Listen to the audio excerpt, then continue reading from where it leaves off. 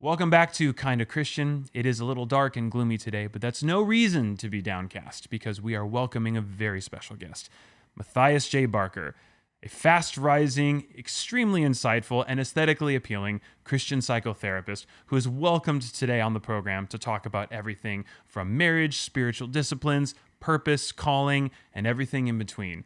So join us as we welcome Matthias J. Barker to the program.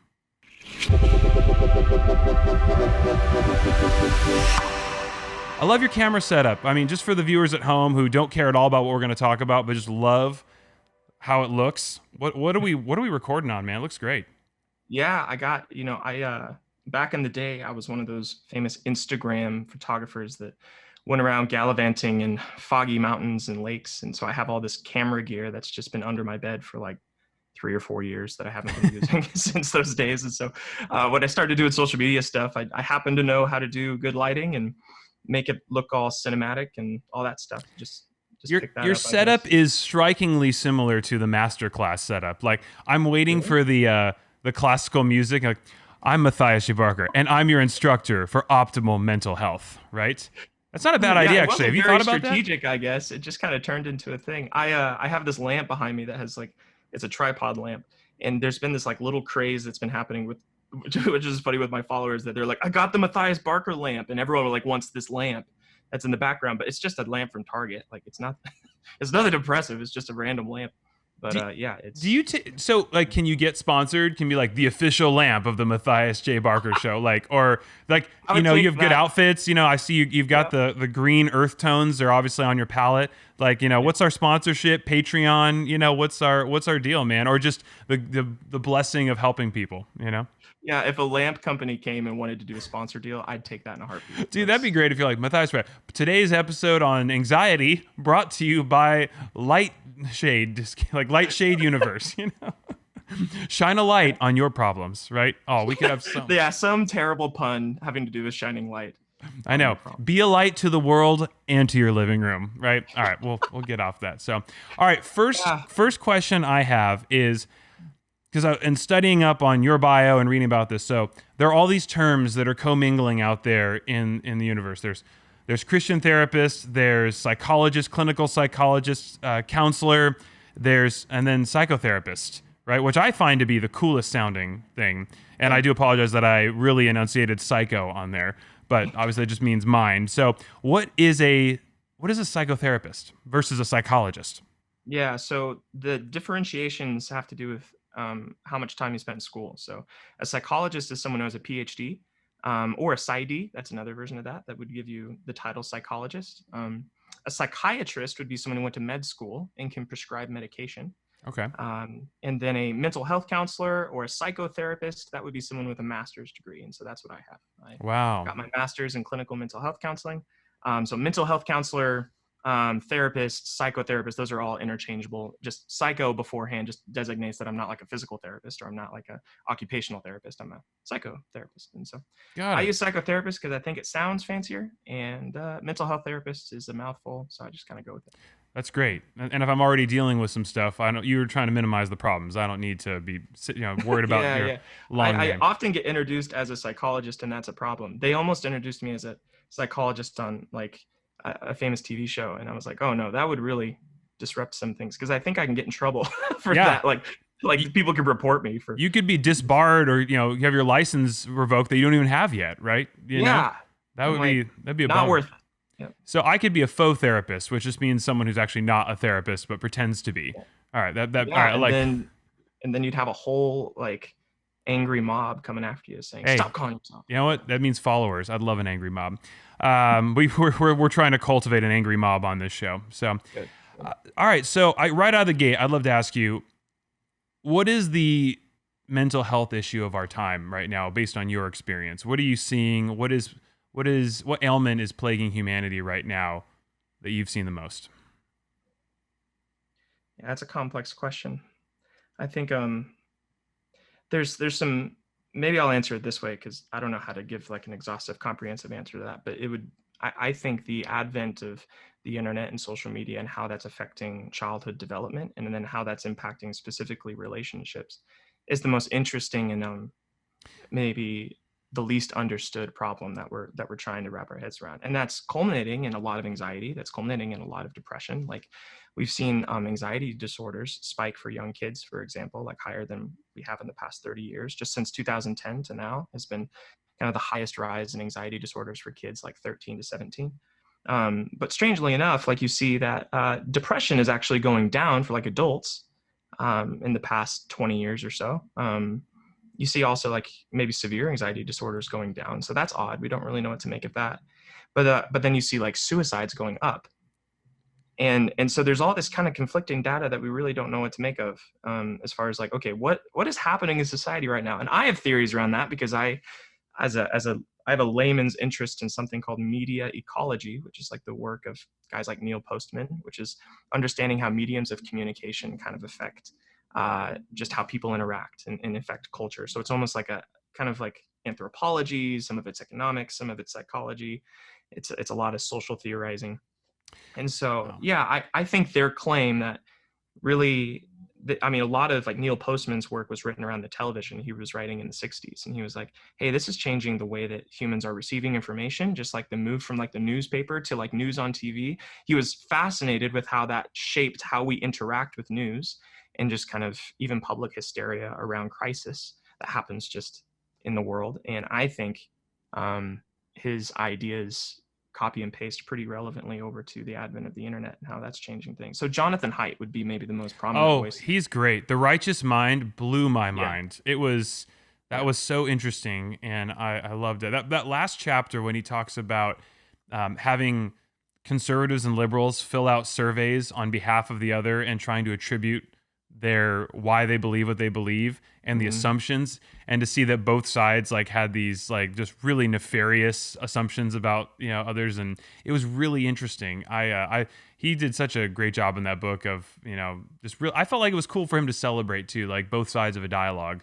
I'm curious. So depression is going down, right? When they study, how do they even study that? Because my first thought is, do you poll people? Are therapists submitting like the number of cases that they get collectively, and then would people be less? Is the methodology suspect? Like, if you're depressed, are you even questioning like whether I'm going to share it because we live in a social media world where everyone seems happy, so I'm less inclined to share that I'm depressed? Is that potentially at play, or how do they know that? That's a good question. So these would be, if you look on just like the World Health Organization, this is kind of the people that collect data every year, and they're just kind of looking at trends of certain things as they kind of go up and down. And up and down would be diagnosed mental disorders of major depressive disorder or similar disorders within that category of major depression. And so, yeah, I mean, it's kind of shocking. Like I saw that and I was expecting to find the opposite. Like it doesn't seem like that would be the case. But I think what's interesting about that data too, that stuck out to me, was that we're seeing more attempts of suicide, even though they're less lethal, especially with women.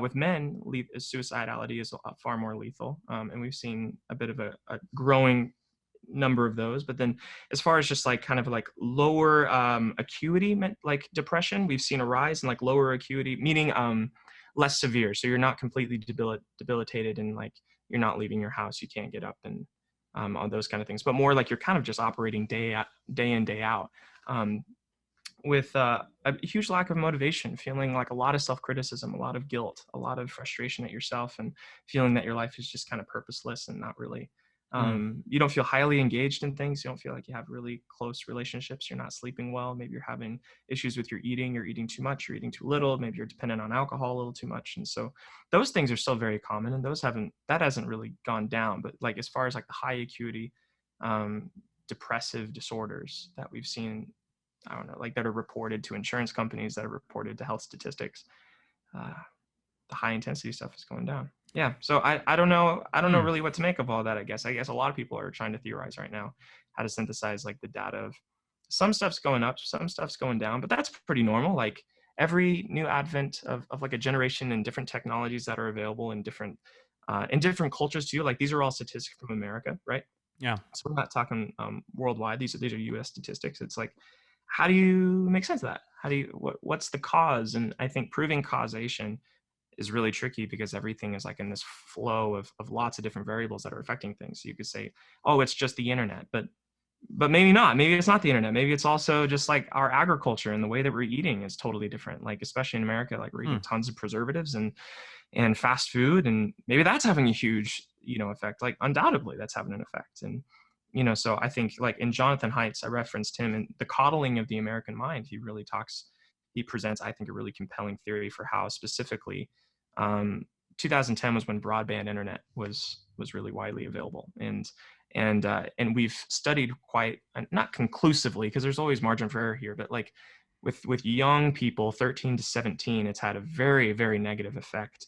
The more that they are connected to the internet, the earlier in age that they have access to things like social media, the more reported anxiety disorders, in women in particular, anxiety disorders, eating disorders, Wow. depressive disorders. Not so much in men, I think, and he has reasons why he thinks that, but it's fascinating. So as far as like the larger ailment, what's plaguing us in society, I guess I don't know. I guess there's a lot of things to consider. Well, no, I've been curious about this, as we sort of trend towards the AI discussions and technology continues, for all the bad news out there, right? There's a movement of there's a thought movement that says that technology is accelerating so quickly that we'll be able to optimize and become so efficient that you might actually be able to provide for people at a basic sustenance level, but there's gonna be a lot of people, who don't have anything to do. Like what if we achieved this sort of like nirvana of technology where robots do everything?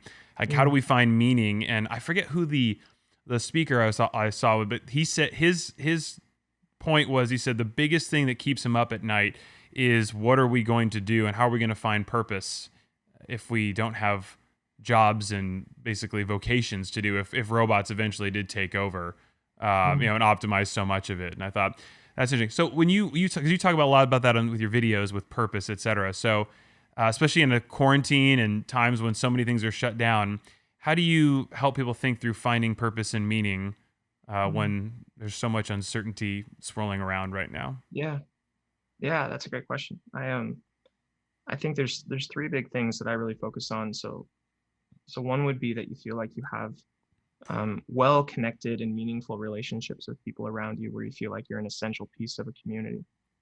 Like that's an essential part, I think, of having a flourishing life and finding purpose and meaning. It's like, well, what's the purpose? The purpose can't just be this indwelled sense of who you are and being happy, who you are in a tube, just kind of by yourself in a vacuum. It's there's an interconnectedness, and much of our depression, much of the crisis that plagues us so intensely is interpersonal.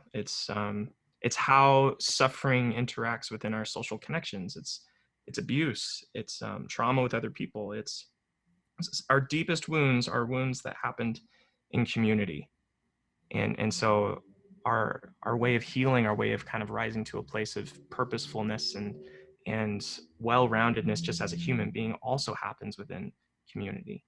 And so I focus a lot on just like a really basic question, like tell me about your friends. Do you like your friends? Like are your friends people that you respect? Do you feel like you can depend on them? Do you feel like you want to be like them? Like, and those are really Hmm. sharp questions because it reveals right away, like, oh no, like maybe I have buddies that I go get a drink with. I have buddies that I kind of connect with, but not really. And, or I don't have anybody. Like I'm just alone. Or I have these friends online, and then that really kind of, when we start to put together this web of here's how to maybe improve the social connections, here's how to feel more embedded within a community of people that you love and respect that are all moving towards the same direction. Purposefulness really almost arises out of that. So that's one dynamic. Another thing that I focus on is feeling like there's just internal consistency with the actions that you're exhibiting and the beliefs that you say you believe. So a lot of the purposelessness, a lot of the feeling kind of aimless can also be derived from just feeling incredible amounts of guilt and self-criticism and having a lack of confidence that you can do anything that you would respect. Hmm. And that's that's 6 months of therapy right there. It's like having conversations about what are your standards for yourself? What are your standards for life? What does it look like to be someone that contributes positively to the world? And how do you see you in reference to that standard? Hmm. And then how are you motivating yourself to get to that standard? Are you berating yourself with self-criticism? Are you highlighting all your insufficiencies with this ruthless dictator-like intensity? Mm, Or do you have compassion for yourself? Do you see yourself in process, or do you see yourself as like a number on a scale? yeah. And so that's another dynamic, is we're looking at how you're embedded in community. We're looking at just like kind of your own internal schema, or way that you conceptualize yourself, and the guilt and self-criticism or the anxiety that swims inside just your own psyche. Um, yeah, there's those are two things that I think I focus on a lot. I'm trying to think of a third one, just because I always like putting things in threes, but Yeah. there's probably another one I could talk about. But yeah, let's start with those two.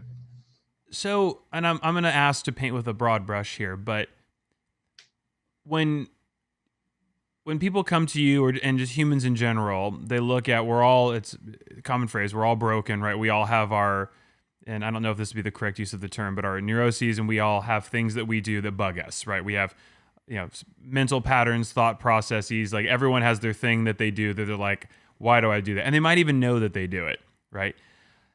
Is it, painting with this broad brush, do most of the negative things we have about humans, whether it's acting out, anger, lying, anything that we'd consider negative behavioral patterns, are those typically rooted in trauma or wounding that happened? Like, do we learn to wound from being wounded? Is that where it happens? Like, when we get down to human imperfection, where does that really come from? Because we all take for granted everyone's broken, but like, is it in most cases you can trace a negative pattern in your life to something that adversely affected you, or do they just sometimes just like, they just happen because you're just who you are? How does that, may be a convoluted way of Well, asking that.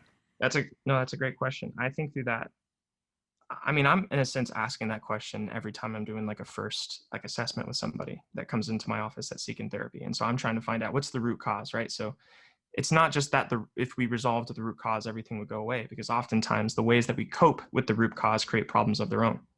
So it's not just a matter of, all right, let's just get down to the heart of it, and then if we can fix that, then everything else will click into place. Like, that would be great. That sometimes it feels that way. Like, I think for a lot of people, salvation feels that way. Like, they come into a relationship with Jesus, and then they don't even desire to smoke anymore. They don't even desire to drink anymore, and they get embedded within a community at church, and then they just feel completely renewed and refreshed, and they're happy, and it just feels like one thing happened, and then their life just got better, and that's great. And there's even theologies around that, like theologies of deliverance, that just kind of refresh you all in one go, and that's Okay, well, fantastic. you brought it up, so I have. Okay, so that's you brought up Jesus, which I guess is good considering this podcast called Kind of This is Christian. At yeah, some it's point, we were going to get to this, right?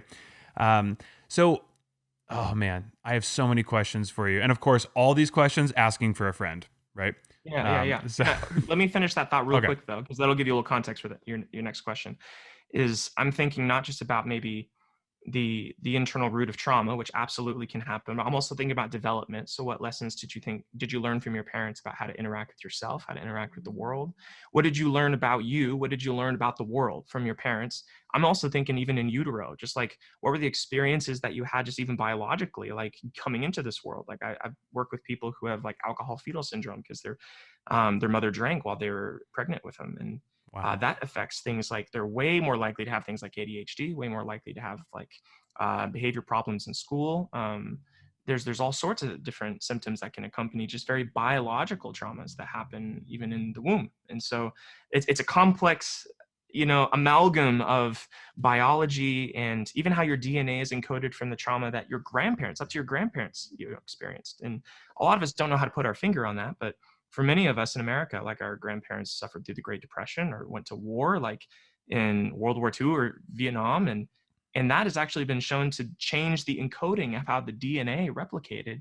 And we've seen that, especially in rat studies, all the way up to the third generation, when a grandparent rat experiences trauma, that trauma, that reactiveness, maybe is another way to say that, is found to work itself out in behavior of the grandkids. And so there's all sorts of things. There's the trauma you experienced. There's the trauma your grandparents might have experienced. There's the biological components of just how your body was formed and put together. There's getting bullied at school, and there's what your parents taught you about what it meant to be a man or a woman, or it's complex. And then that's not even like society and all the pressures of media. So I wow. think sin affects society and biology and the person in every facet and in every dimension. And so it can't usually be just sourced back to just one thing. although one thing can be cataclysmic for sure. It's an amalgam of things. So sorry, go ahead and No, ask no, your you question. brought up so many things I want to ask, and I knew we were going to run into Yeah. this because I find your work so interesting. All right, so let's start integrating faith into this. What are Yeah. some things top of mind that you might have heard in the religious faith community?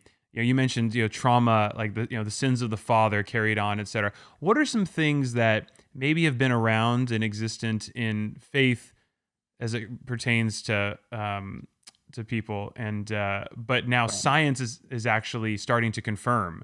Like that's a great one where you're like, oh yeah, trauma. It's now I had heard that. I'm like, is that really true? And it's like, oh yeah, now they're saying that trauma is actually genetically passed on it's stored in some way. What are some Mhm. things that faith has been saying for years and now science is sort of confirming when it comes to mental health and your work? Yeah. Well, the first thing that comes to mind for me is just the mindfulness practices that have kind of been vogue recently, and meditation and focusing on your breath. Like that's been in the Christian contemplation traditions forever. Like the monastics. It was funny. I was reading a book by Martin Laird, who's a scholar on monastics and in Christian contemplation. I forget which school he's at, but he's kind of a major voice. Into the Silent Land was a book that he wrote. I got that recommended from John Mark Comer on his Instagram. He talked about that, and was reading that book, and I just felt like, holy crap, I'm reading Steve Hayes and acceptance and commitment therapy. Like this is like almost bar for bar like mindfulness. And Wow. how in the world is it? It almost felt like plagiarism. I was mad. I was like, this is why. How did I not know of this before? And even in reading people like Dallas Willard or people that have maybe paid attention to the monastic traditions. And by monastic, for people listening, we're talking kind of like early Christianity, like around 400 AD, and into kind of like right before the Middle Ages, kind of just this period of people that kind of went out into the wilderness and like tried to connect with God in silence and in solitude. And some of them came back and brought their insights and then reintegrated back in the world. Some of them just wandered out into the wilderness and stayed there. And but everyone's reflecting on what it means to connect with the divine, and doing that specifically through the practice of having present awareness and noticing the chaos of the thoughts that kind of arise when you just sit quietly by yourself. Like all these anxieties and all the things you have to do, all the ways you need to fix yourself, just emerge from almost within you. And that's a pretty normal experience. But the practice of almost not quite detaching from it, but noticing those things, and then bringing attention back to the presence of God, bringing attention back to the promises of God.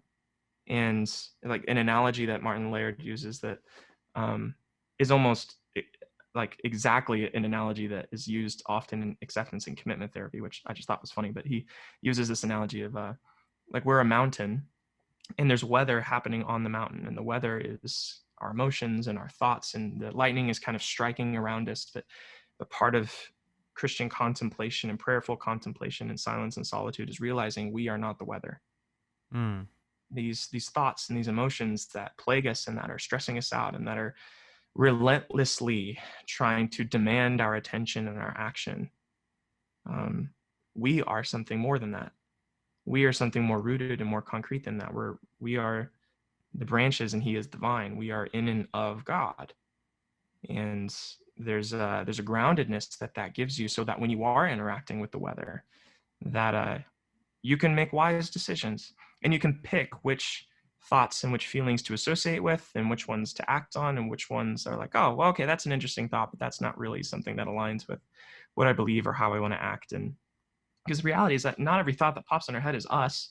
Like it's echoes from a critical parent, it's echoes from a bully or a teacher. We have thoughts from media and people who are unkind to us, that girlfriend or boyfriend that dumped us for not being good enough. Like we have all these things that echo through our brains, and instead of really fusing to those thoughts and just kind of treating everything as literally true and of the deepest essence of who I am, the studies of within Christian contemplation, we're talking people like John of the Cross or Ignatius, like these men that have carved the way of saying, hey, we are of the kingdom of God, and we are children within the kingdom of God, and we are renewed and refreshed and given godly and heavenly bodies one day, but we are regenerated and living a new life today. And and that includes this ability to maybe distance ourselves from all of the concerns of the world, in Christian language, and to be able to associate wisely and thoughtfully in the world, but bringing like God's kingdom on earth as it is in heaven, so to speak.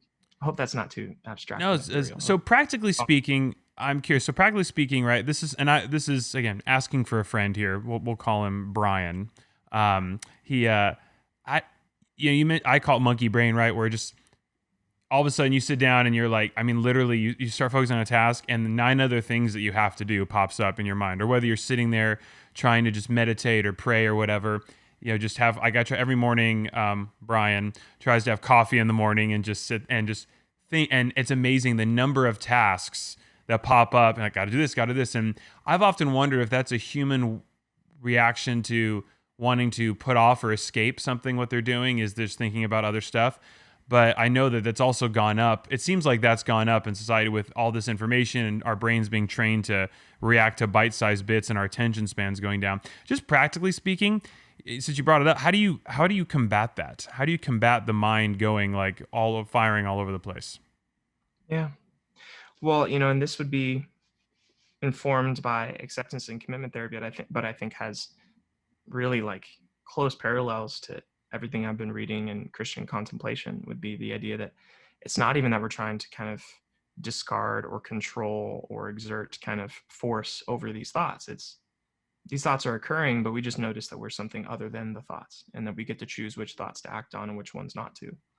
And it's not really an exercise in demanding that only certain thoughts enter our mind and only the thoughts can, even torment us. It's part of being human. Part of just being on this planet is being burdened by everything that feels chaotic and out of order. That's the human experience. And so having an expectation that I can descend to some sort of enlightenment that or some sort of spiritual maturity, that those things don't burden me, like, isn't realistic. Like, Jesus was burdened by the cross.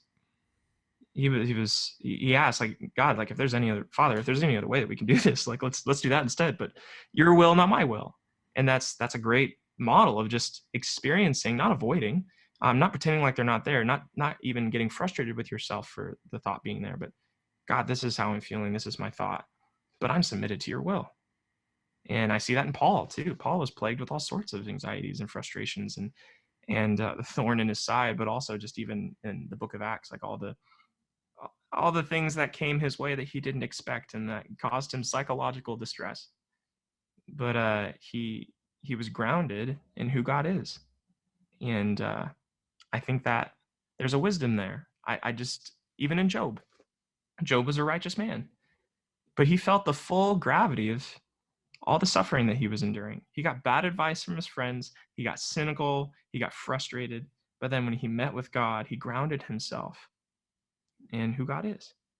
And I think it would be a pretty hard sell and a hard thing to pitch someone, to be like, if you just meditated enough, if you just prayed enough, then you wouldn't feel psychologically distressed. I don't see any hope in that either. It's when you encounter distress, when you encounter the storm, you're grounded, you're rooted in the presence of God, who is the master of the storm, and he'll guide you.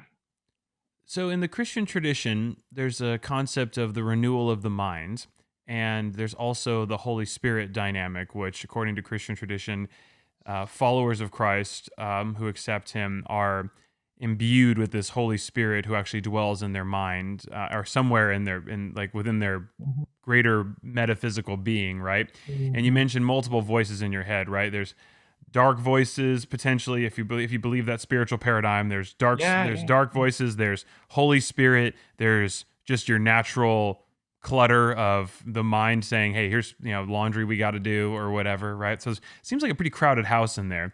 Yeah. What has I think something I've personally always struggled with is, on one hand, you mentioned Paul, Jesus, etc.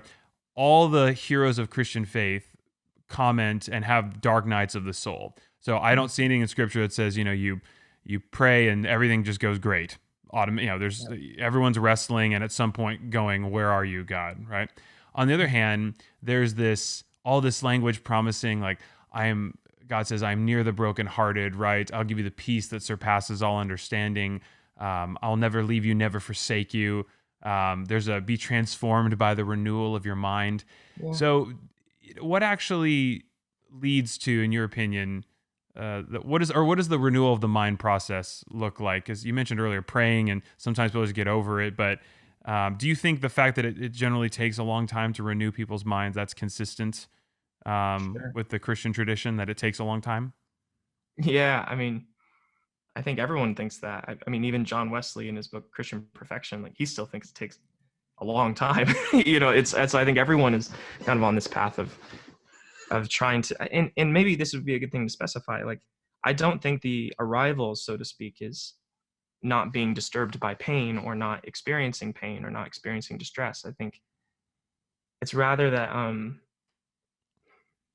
like there's this line that I like from Gregory the Great. He wrote a book on pastoral care. Is that Gregory the Great or the other Gregory? I don't remember. One of the Gregs, I'm a the little old rusty on Gregs. my Gregories right now. One of those Gregs. He wrote a book on pastoral care, and something that he said was for someone to be filled with the Spirit and ready for pastoral ministry, they ought to be stout in fasting. And there's this idea of Hmm. it's not even that pain doesn't affect them, that they're not in pain. It's that they stand stout in the face of it. Hmm. And that has been a model for me, like when I think of just my own psychological distress, because I don't know, I'm going through things all the time too. And it's, as a counselor, like you're always attending to everyone else's pain while trying to hold your own complexities in life. And I'm feeling like we have our daughter is on the way in March, and Oh, she congratulations. yeah, thank you. Yeah, my wife's expecting, and there was just a long time where she was really just scared because baby wasn't flipping over. And if you know anything about just like the process of birth, is that the baby needs to be head down, and that's how the baby should go through the birth canal in a way that's really maybe mitigates the likelihood of complications. But if you have a breech baby or the baby is feet down, then that creates a lot of complications that potentially baby could get stuck, and then you need a C-section or what have you. And so it's not the end of the world, but it was really scary. We were just kind of really hoping and praying the baby would flip over, and there was just moments where like my wife and I were just really contending and praying with the Lord, like, gosh, like God, I think maybe just the fear of having a young life in your hands maybe sat on me for the first time. It just in that small instance, it was the first fork in the road where I'm like, oh, something could go wrong with my child that I don't even know yet, but I love so much. And I've just felt the weight of that and felt highly anxious, and so did my wife, and just praying. And I think just the fear of, oh, life is fragile, and she could, like, I don't know, it again, like this might be an overreaction to if you're familiar with the birth process, like breech births happen all the time and people are okay, like, but I don't know, like it was just our first confrontation with maybe just the mortality idea Yeah. of this young one. And for whatever reason, like that just really disturbed me for a while. And it's not that that pain doesn't affect me, or that I can immediately have these kind of Christian isms that make it go away, or it's just that I contend with the pain head on. I don't avoid it, and I'm not crumbled by it, but I can stand stout in the face of it. And I can maybe enter into it courageously, is another way of saying that. And feel the full distress in a similar way that Jesus felt the full distress of what the cross meant. He was sweating blood. Like, he wasn't trying to shove away any of the emotions. He wasn't trying to cheer himself up. He wasn't even trying to encourage himself. He just was feeling it, but he submitted to the Lord. And then when he was even on trial, he stood in silence. He stood stout, is another way to say that, like in the face of all of it. And he attended to things that mattered to him in the pain. Like, he attended to his mother. He made sure that someone was taking care of his mom. He encouraged the man on the cross next to him and said, "You're going to be with me in paradise." Like, he was present. And that's something I think that pain really tries to push us to. Is pain tries to push us to all the ways that we can fix what's coming, that we don't know what's coming. It tries to criticize ourselves, that we need to be acting in different ways to mitigate the pain. But I think maybe a Christian model for standing stout in the presence of pain is being fully aware and fully present, both with the bad and the good, and knowing that you're not going to be crumbled by it, but you can stand resilient and experience everything that's coming your way. Hmm. And but standing in trust of the presence of God with you. Wow. So I don't know. That's my thought on that. You obviously have a knack and a passion for, I love this, early church fathers and thinkers. And what are some spiritual disciplines that have been discussed for centuries that maybe have been neglected to our own detriment, that are now you're seeing? And obviously you mentioned John Mark Comer, and in his book, Ruthless Elimination of Hurry, he talks about Sabbath and resting and how vital that is. And it seems like all along there's been this prescription for dealing with much of what ails us today. But what are some of the spiritual disciplines you have found to just yield the most fruit? Well, yeah, I'm a big fan of John Mark Comer. His book, The Ruthless Elimination of Hurry, is a great one. You're I love welcome, his book, John Mark, by the way. You're welcome for that plug. All right. Huh? I was saying you're welcome, Yeah. John Mark.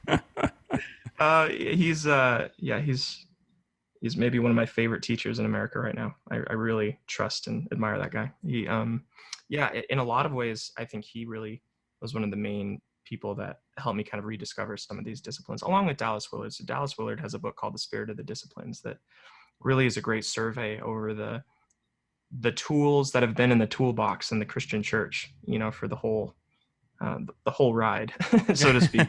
And a lot of them are undervalued in the current American church, and for many reasons. And I think John Mark is another current voice trying to advocate for some of those. So give me a couple. Richard What are your Foster. favorite ones? What are some ones you love that have just Yeah, yielded yeah. So enormous fruit? I practice Sabbath. So I take a day a week where I get away from my phone, and starting in the evening and then ending in the evening the next day. So the end of my week is a Monday. So I work Tuesday through Saturday. So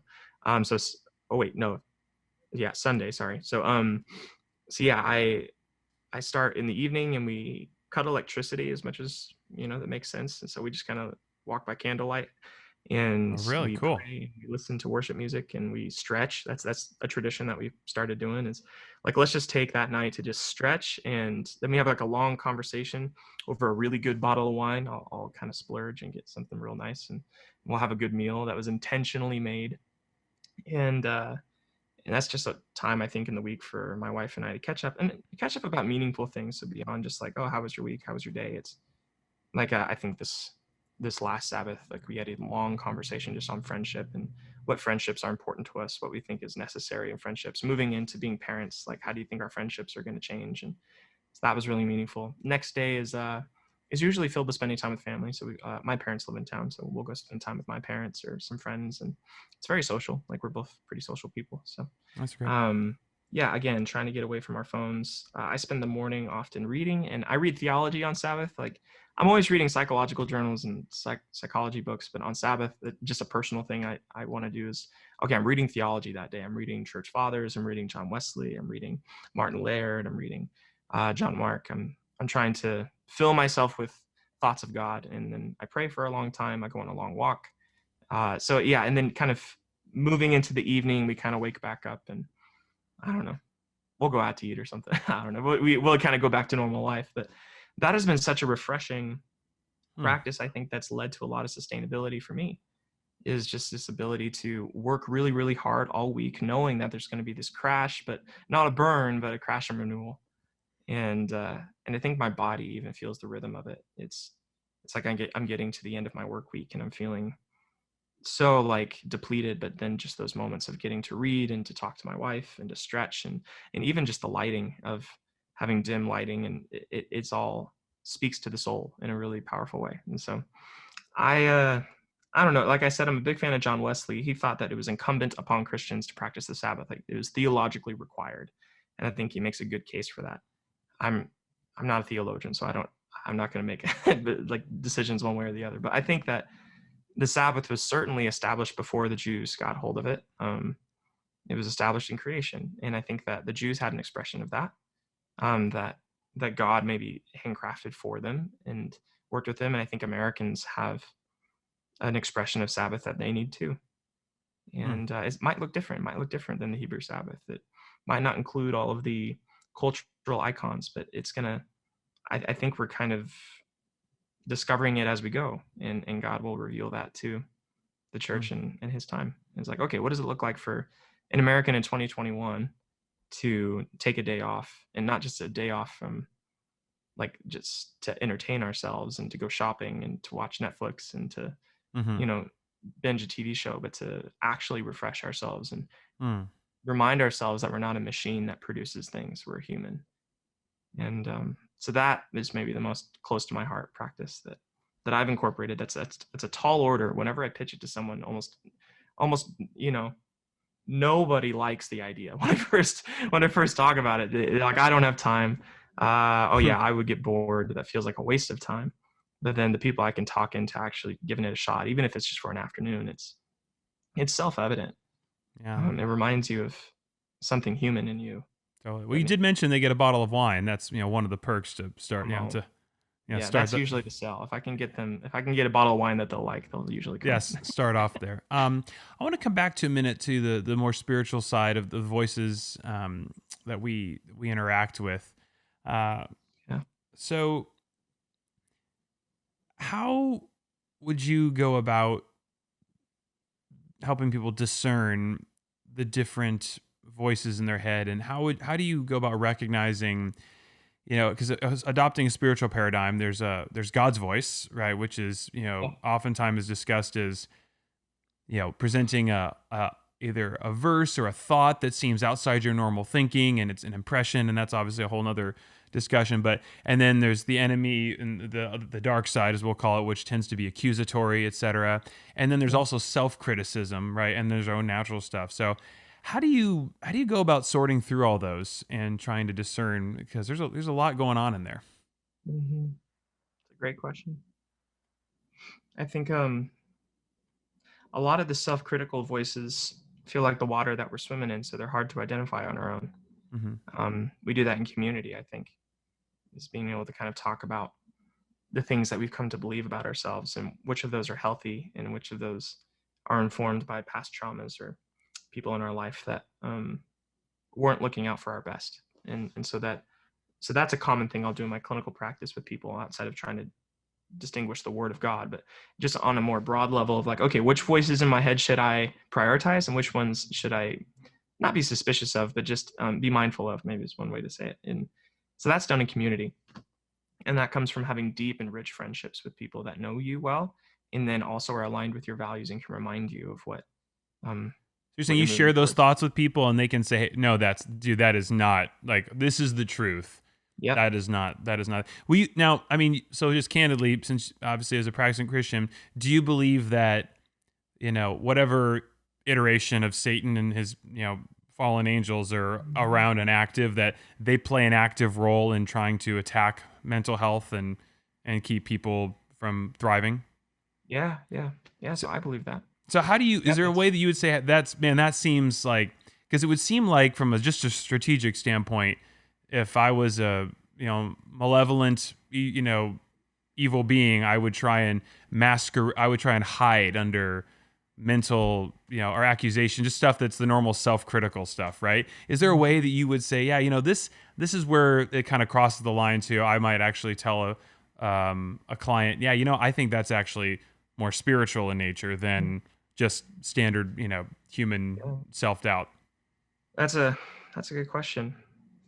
I think though that I don't know, and this is all conjecture. Like Yeah, I don't I know. know, we get These are just my opinions. Like, but my guess is that like in reading Screw Tape Letters, I kind of came to a new imagination for what it looks like for demonic forces and how they try to impact people. And my guess is that there's the most efficacious strategies would be to um, inflict like the wrong ideas or unefficacious ideas or selfish ideas, whatever, like sinful ideas, but within contexts of relationships with other people. And so it's trying to lean and obscure and manipulate the will, but within sequence of processes that are happening within community and with other people too. And so it's maybe you're like trying to wrestle with the idea of like, should I look at porn tonight, should I not? And then you're trying to like really like exercise like this willpower in the mind, and then maybe Satan's trying to tempt you and really trying to talk you into it. Like maybe, like, I'm not gonna say that it doesn't happen, but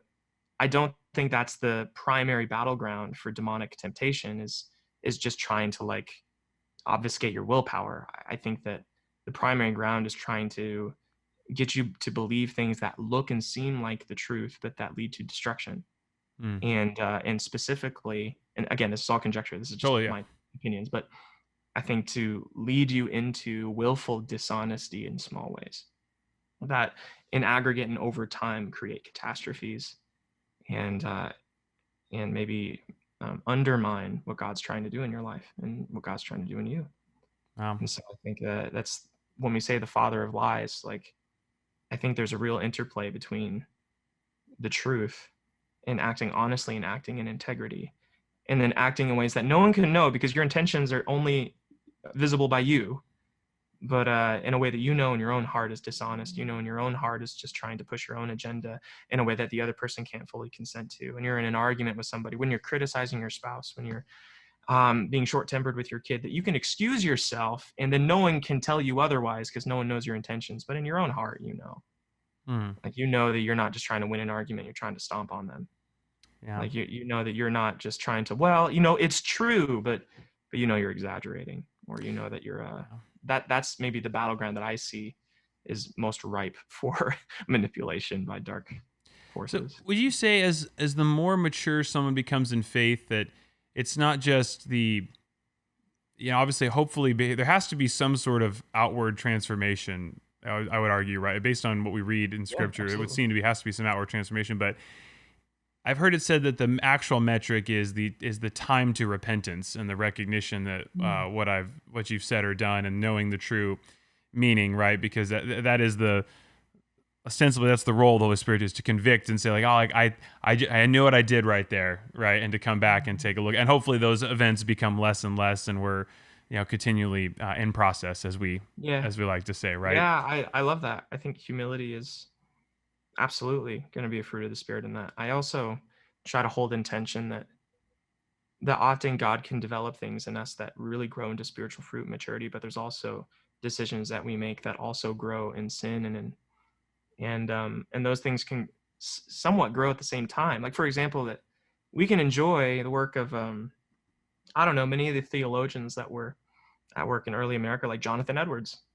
Like he has really helpful things to say about Christian theology, but he also owned slaves. And it's like, Wow. what do we make of that? Do we toss the dude out completely? And a lot of people would argue yes. And John Piper has gotten a lot of heat for liking that guy so much, like because he was in sin, and that was an evil thing to do. I never knew that about Jonathan Edwards. Wow, sinners in the hands of an angry God, and the whole time he had slaves. Yeah, I believe Wow. I'm right on that. Or he, I don't want to like accuse him of things he didn't do. Yeah, he owned slaves. I'm trying to remember. There was a theologian that also had a child with a slave, and even though he was married, and Well, I'll I tell you don't what. think. Afterwards, we'll go research this afterwards, Yeah, and go if and research that. Don't you put know, that on Jonathan Edwards yet. no, But there's if we're totally wrong, we'll just cut this out. So, yeah. if we're totally Here, wrong I'm on gonna I'm Jonathan gonna Edwards. Google it on my phone just because I don't want to like. There's some Calvinists listening right now that just had their world shook. Yeah, but they knew this was supposed to happen, so as if they had a choice, Yeah. So, well, I mean, and you don't even, that doesn't even have to be necessary. Yep. Edwards owned several black slaves. Wow. Yep. Including young boys who were kidnapped. Yep. That is just, oh my God. So, How you separate, like, how you, that's the same for me with Thomas Jefferson, the man who writes the Declaration of Independence, right? That all men are created equal, it just, and then, had slaves yeah. and just, it's like, how do you look at yourself in the mirror and do that? And I think that the Christian tradition has an interesting answer to that. And that's that even men who do lots of good in the world we're still sinful, and we still can make awful decisions. And that's like in the Bible too. Like Christianity's not trying to hide that. Like David Yeah. had tons of wives and was awful to his wives and killed tons of people. Essentially killed this woman's husband and then raped her like as king. And this Yeah, is the guy that Uriah was the Hittite. Yeah, I put him to the front of the lions, got him murdered. And Yep. It's like, yeah, it's insane. And we sing all his songs every Sunday in church, the Psalms. We treat them as inspired scripture, and we should. But like there's this strange like on one hand, people can do incredibly good and enriching things and even have a relationship with God that isn't founded on their own righteousness, but founded on God's righteousness. and they can even draw closer in relationship with God while still being incredible sinners and doing things that are just evil and awful, or being capable of those things at least. And that's like this seeming paradox that really disrupts people. Wow. And I think that That's great. it's really easy to look into the past and be like, that was just really awful, but it's not obvious in our own hearts how we're doing that as well. Man. And that there's times that we're communing with God, but then we're also harboring all of this sin and all of this all these behaviors that we know are making the world a worse place. Yeah. And it's easy to point at Jonathan Edwards, of course, like, because that's, obviously evil what he did, and that makes me never want to read him. But like, I also have sins in my own heart that people are going to look at, that are going to be like, okay, can Matthias be capable of all these helpful and nice things and still still be capable of all these evil things? I don't know. I could go on that for a long time, but what are your thoughts around that? Well, here's the thing. As I knew it was going to happen, we're going to run short on time here, and I can't not ask you as a teaser, because we're just going to have you back. That's going to be we're just going to have you back, because I can't not ask you a question or two about relationships and marriage in particular. Okay, so you've got some great stuff on there. Okay. A little bit of a lightning round here, but hit me. do you think that, do you subscribe to that there is God's intended for people, or that there's a large swath of people you're compatible with, and you should choose that, with the direction of God? I have a hard time answering that question without getting into God's middle knowledge and his foreknowledge. I know it opens up, and it's just, some people are like, you know what, like, God just, like, he picked this person for me, and it was ordained, right? And other people are like, no, I'm compatible with a lot of people. I think at the very least, I don't think you have access to that kind of special revelation. Yeah. And I don't think, listen, my grandpa swears that God told him in a prayer that his wife was the one, and he didn't even like her, but he married her anyway because he thought God told her. Whoa. And I'm only here today because of his obedience. So, I mean, I'm happy he acted on that, I guess. Yeah. I like my genes. Did they have a good marriage? Did they have a good marriage and made it work? Yeah, they it was my great grandpa. Yeah, they were married for a long time. So it's strange. Okay. Now, was that your experience? Sorry, say again. Was that your experience? Did God tell you in a prayer to marry your wife? No, and I never advise it. Yeah. Because I think that my guess is that God wants you to have the personal ownership in the decision that you make to marry somebody, because you're going to need to lean on that when things get hard. Is that you made a decision, and it's your responsibility to follow through with not just a commitment, but to follow through and affectionately loving and pressing into care for that other person. Not just as like this cold rule that, well, you said you would, so you have to, but that personal ownership of, I chose you for good times, for hard times. I chose you whether we're understanding each other and our communication is great, or we're going through a rough patch. And I think it would complicate your relationship with God pretty intensely if you got into a marriage because God told you, and then the marriage is really hard, and then you would blame God because he did this to you. I think that's just a whole mind game that doesn't work. So if you're listening and you think that you're going to marry somebody just because God told you, cut it out. This is a sign. I'm just joking. I once did that to somebody. This is a funny story, but I had someone approach me and was like, hey, yeah, God told me I'm going to marry this person and that I should wait until, to date or anything until this person's available. And I was like, well, what's making this person unavailable? It's like, well, they're married, but God told me they're going to get divorced and then I'm supposed to marry them. I'm like, okay, nope, wrong.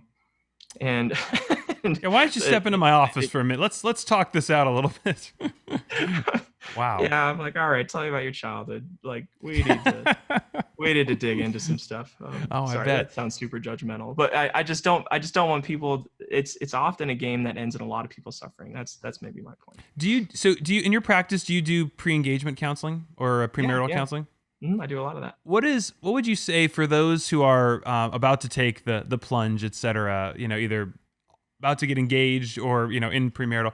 What are just some things that are just like, these are the absolute things you have to look for and really we're trying to suss out in that process? Yeah. Okay, well, three things. So Always, always three. my recommendation would, here's the biggest conflicts I see with couples. I do tons of marriage counseling. So the biggest conversations, the things that really disrupt close relationship, are arguments over things like finances.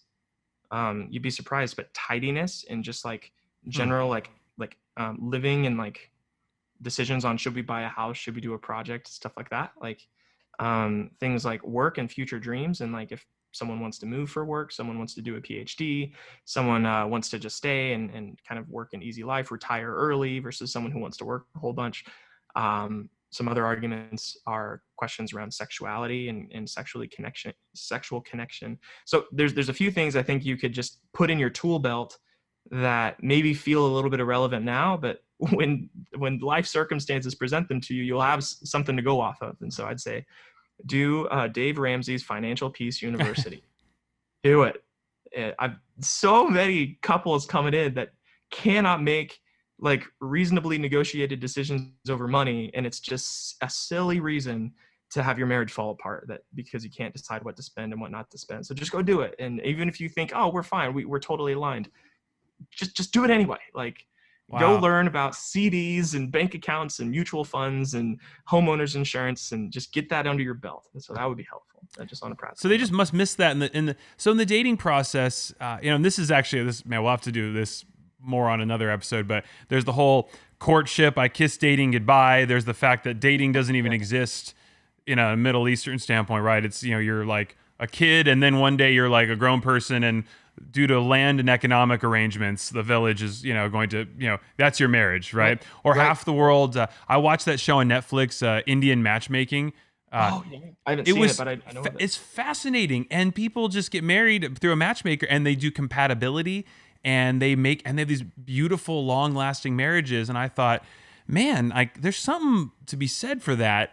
And I'm curious, and it's funny, and in the show they delineate the difference between a arranged marriage and a love marriage. Yeah. And I thought that's so interesting. What's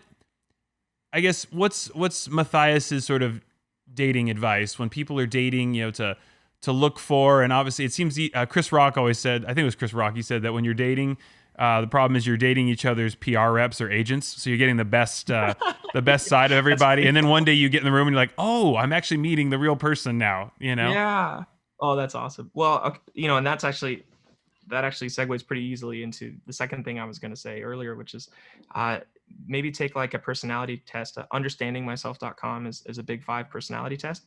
That's great, because what you're going to find is whatever spectrums you guys are on the other ends of, like opposite ends of the spectrum on personality, that's going to be your locus of conflict.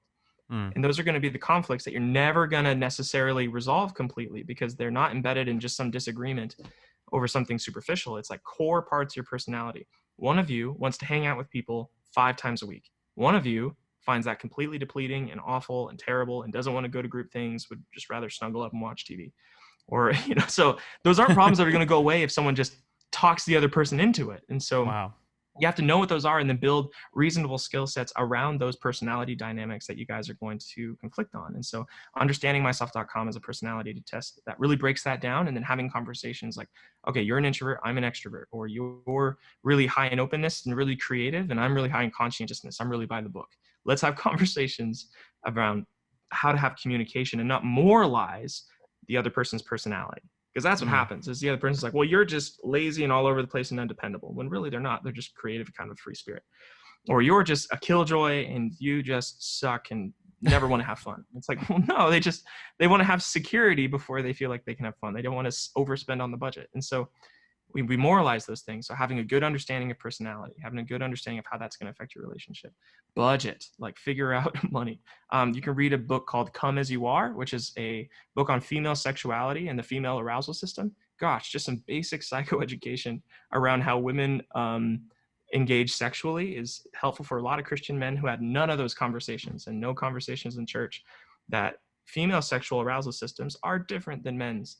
And if you try to organize your entire sex life around what turns just you on, or what is just enjoyable for you, you're going to really create a lot of distance, and you're going to make your wife feel really unseen. So that's another one. I could keep going. Since you mentioned sexuality, I'm so curious, because this is something I get from a lot of people who are not Christian, and actually I guess Christian too, but there's the whole idea that Christianity, even though philosophically I would argue it does not, anyone who reads Song of Psalms recognizes that it definitely endorses healthy sexuality, and that's a gift from God. But it seems that like culturally, Christianity is viewed as the ultimate buzzkill and suppression of the sexual instinct. Mm-hmm. And that, do you find a lot of people when they finally get married and have trouble adjusting from this has been taboo for so long, and now suddenly it's okay, and they have trouble sort of crossing that chasm and now being like, oh, it's okay to sexual from a Christian standpoint?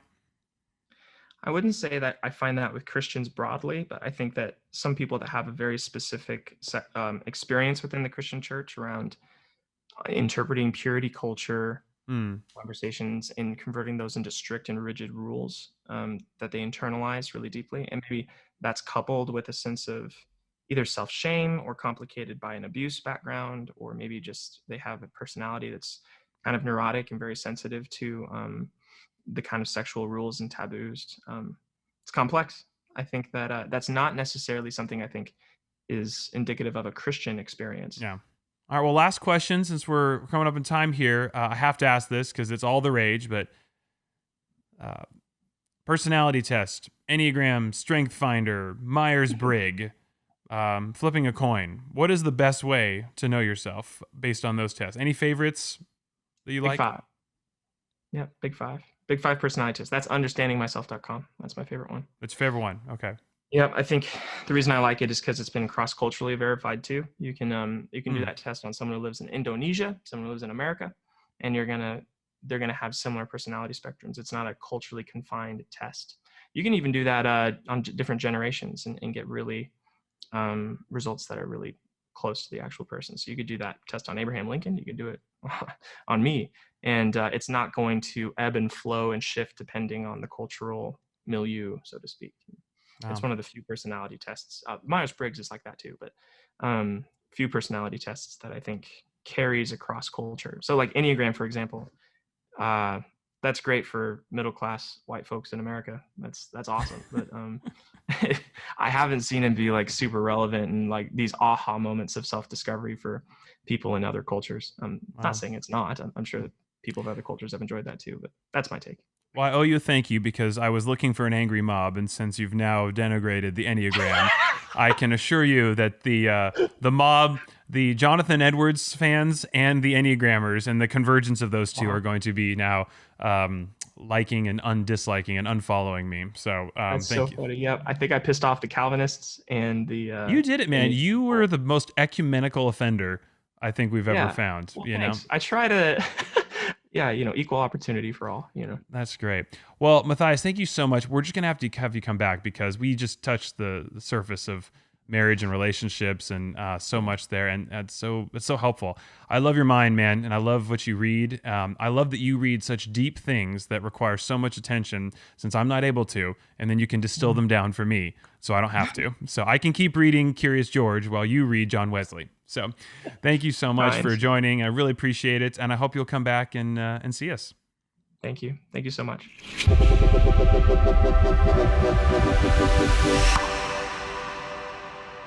Thank you so much for listening to Kind of Christian. Hope you enjoyed this episode. If you did, please subscribe and leave us a 5-star review.